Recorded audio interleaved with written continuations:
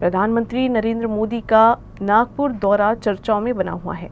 अपने इस दौरे के दौरान पहले पीएम स्मृति भवन जाएंगे, वहीं इसके बाद माधव नेत्रालय का भूमि पूजन करेंगे।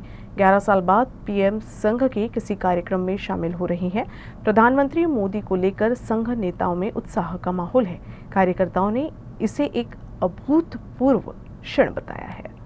30 मार्च को प्रधानमंत्री नरेंद्र मोदी जो है नागपुर पहुंच रहे हैं। सबसे प्रमुखता आपको बता दें कि पहली बार यानी क्या है कि प्रधानमंत्री बनने के बाद पहली बार प्रधानमंत्री मोदी जो है जो संघ के किसी कार्यक्रम में शामिल होंगे, जिसमें मोहन भागवत सर संचालक जो है वो भी मौजूद रहेंगे। हमारे साथ मौजूद हैं संघ विचारक और वक्ता आशुतोष अडोनी सर।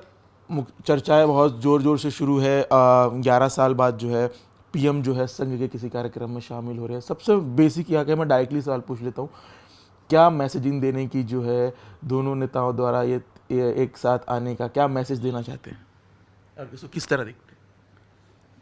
नहीं, ये मैसेज वगैरह इसमें ऐसा कुछ है नहीं। आप समझने की कोशिश कीजिए कि माननीय मोदी जी के लिए ये केवल एक इवेंट नहीं है, घटना नहीं है, ये उनकी एक भाव यात्रा है।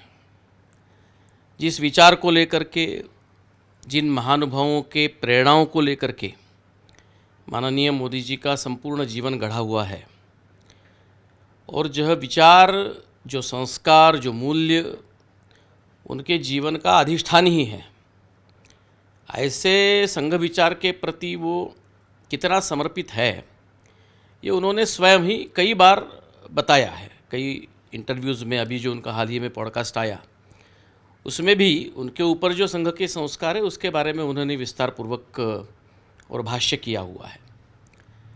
ऐसा भी नहीं है कि मोदी जी पहली बार रेशिमबाग में आ रहे हैं। प्रधानमंत्री के तौर पर जी, प्रधानमंत्री के तौर पर पहली बार आ रहे हैं, परंतु वे स्वयंसेवक है, संघ के पूर्व प्रचारक है, तो इस नाते रेशिमबाग में आना, वहाँ से ऊर्जा प्राप्त करना, परम पूजनीय आद्य सरसंघ चालक जी को वंदन करना, अभिवादन करना, यह तो निरंतर उनके जीवन का एक भाग बना हुआ है।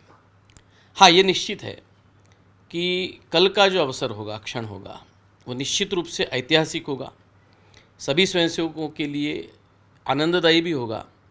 इसका कारण यह है कि यह संघ का शताब्दी वर्ष है।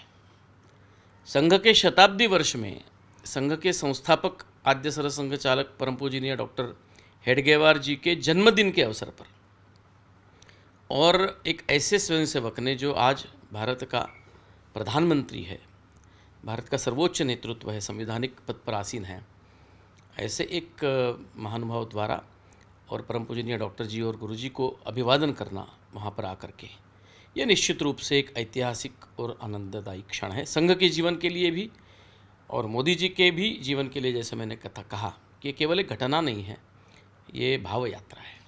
नहीं, किसी भी घटना पर क्या चर्चा करना ये अपना अपना स्वातंत्र्य है, परंतु मुझे नहीं लगता कि यह कल का जो क्षण है, उनकी जो भेंट है, उसका कोई राजनीतिक आयाम या संदर्भ है।